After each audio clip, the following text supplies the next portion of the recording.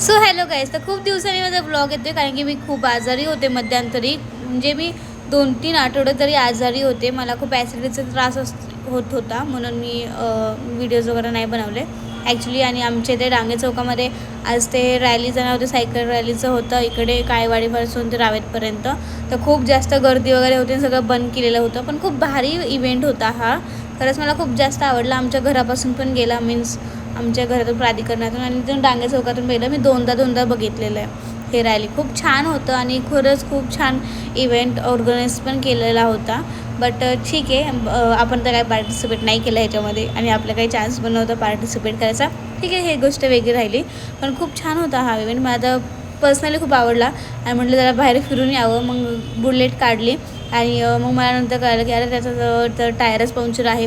So मग tyre बनवल्यानंतर मी घरी जायला निघाली होती आणि पहिलं तर पेट्रोल भरलं कारण की मला बहिणीकडे जायचं होतं. माझ्या बहिणीकडे माझे नवीन ड्रेसेस होते, मी लास्ट टाईम घेतले होते, तिच्या इथंच राहिले होते. सो मग मी तिकडे गेले. मी तिला मेसेज तर केला होता मी येते, पण तिने काय मेसेज बघितलाच नव्हता ॲक्च्युली.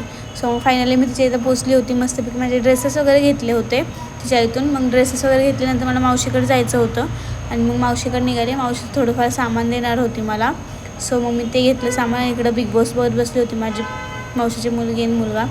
सो मग मी घरी आले आणि मला एवढी झोप येत होती, मी डायरेक्टली घरी येऊन डायरेक्टली झोपी गेले. सो कसा वाटला ब्लॉग नक्की सांगा. Bye bye.